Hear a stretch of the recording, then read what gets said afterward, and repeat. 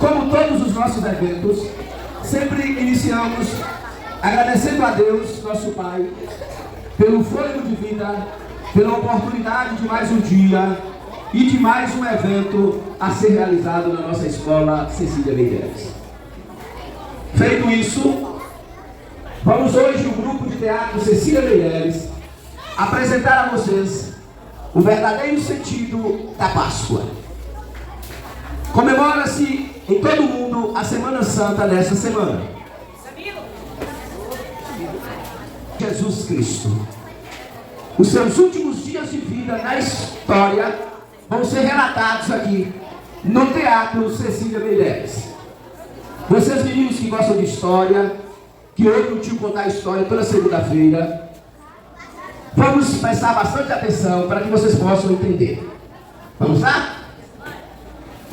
Conta-se a história e a Bíblia que um profeta chamado Zacarias, que viveu 500 anos antes de Cristo nascer, em uma das suas profecias dizia que aquele povo daquela época que andava escravizado, a sua descendência iria ter um libertador, que um homem nascido de uma mulher iria ser o libertador do povo da escravidão.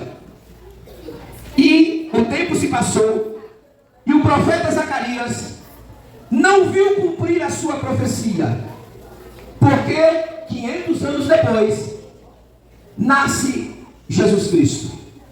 Jesus nasce em meio de um turbilhão de perseguições, porque como já era anunciado como Salvador, o Mestre, muitas perseguições aconteceram para que acabasse com a vida dele. Mas como o plano de Jesus era um plano divino, era um plano de Deus, ele sobreviveu. E quando foi chegada a sua hora, Jesus dirigiu-se a uma cidade chamada Jerusalém, e ali ele foi recebido pelas pessoas que o seguiam, colocando para que ele pisasse. E Jesus fez essa entrada triunfal em um jeguinho. Mas como não podemos fazer um jegue aqui, ele está entrando a pé. Porque muitas vezes vocês veem alguém e dizem que fazem parte de um tronco, que Jesus Cristo é a árvore principal e que todos nós somos os ramos dessa árvore, somos dependentes dessa árvore, deste caule. O tempo foi passando e Jesus, ao chegar nessa cidade de Jerusalém, ele dirigiu-se a um local que deveria ser sagrado, mas o povo deste lugar estava blasfemando contra esse lugar, que era o templo onde as pessoas iam adorar a Deus. E este povo estava fazendo deste lugar lugar de jogo, lugar de comércio, vendendo. E Jesus dirigiu-se a esse lugar com a intenção de expulsar as pessoas e purificar esse templo. E assim ele fez. Jesus entra e de uma forma ríspida expulsa aquelas pessoas que estavam fazendo da igreja, do templo, comércio e jogo. E ali ele começa a chamar a atenção dessas pessoas que se aproximaram dele, sentaram-se e começaram a ouvir a Cristo. Cristo começou a ensinar essas pessoas que mudaram de opinião, se arrependeram e começaram a ouvir o Mestre. O Mestre agora, depois de ter ensinado essas pessoas o que se deve fazer realmente em um templo, que é a adoração a Deus, ele agora vai se reunir com os seus 12 discípulos para que acontecesse a Santa Ceia. E ali o Mestre senta-se com os 12 e ceiam, participam do sangue e do corpo. Neste momento, onde os 12 se encontram com Cristo, algo acontece. O Senhor pergunta a todos se eles o amam. E todos respondem: sim, Senhor, claro que nós o amamos. E Jesus diz a eles: pois um de vocês há de me trair. Um de vocês vai me entregar aos soldados para que eu seja morto. E aí um começa a olhar um para o outro e perguntar: Senhor, sou eu? Senhor, sou eu? E dali, depois da Santa Ceia, o Senhor Jesus Cristo se levanta, chama Pedro, um de seus discípulos, e mais 2, e se dirige a um lugar para orar. Este lugar é um lugar chamado Getsemane, lugar de oração.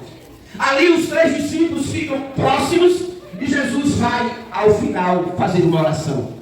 Nessa oração, sabendo de tudo que poderia lhe acontecer, ele pede ao Senhor: Senhor, passa de mim este cálice.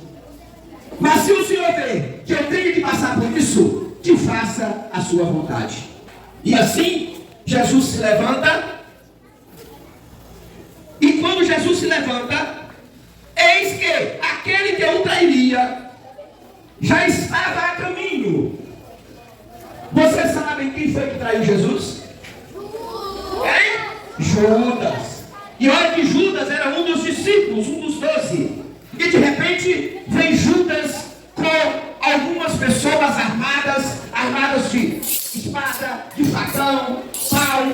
E o sinal de Judas era dar um beijo em Jesus, simbolizando que ele era o Cristo. E quando Judas fez isso, Jesus foi preso e levado ao Calvário.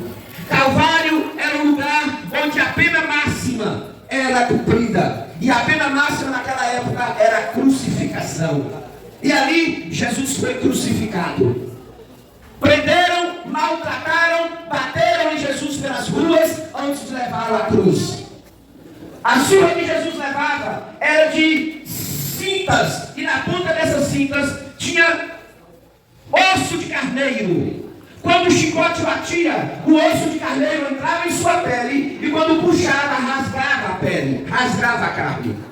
E ali na cruz, Jesus passou pela maior humilhação. Foi sepultado, foi crucificado em uma cruz, e para aumentar a humilhação, colocaram em cada lado dele um ladrão. E olha que Jesus, para ser crucificado, teve que soltar um outro ladrão no lugar dele. Prenderam ele e soltaram Barrabás. E aqui estão simbolizando os 2 ladrões que foram crucificados juntos com Cristo. Dimas e Simas. Este vira para Jesus e diz: olha, você não andou aí curando os leprosos, curando os cegos? Não se diz o Cristo? Então desça daí e salva você e a nós também. Mas aquele outro disse: ei, observe o que você está dizendo. Nós estamos aqui porque nós fizemos para. Mas lembra-se de mim quando entrares no meu reino. E neste mesmo momento, Jesus olha para ele e disse: hoje mesmo estarás comigo no paraíso. E ali Jesus expirou, dobrou o seu pescoço e morreu. O seu corpo foi levado à sepultura.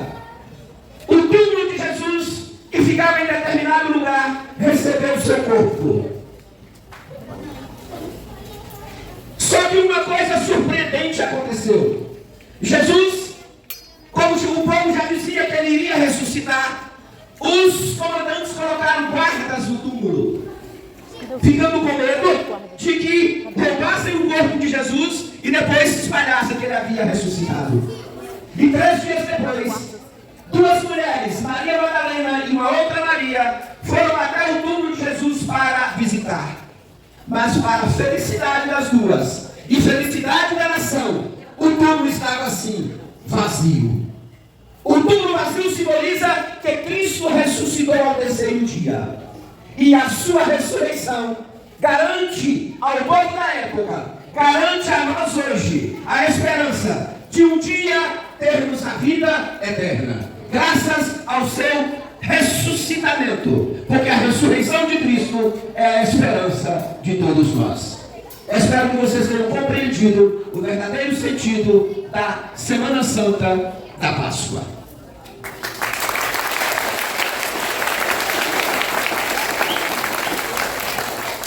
E para finalizar, eu gostaria que vocês prestassem atenção mais ainda nessa mensagem.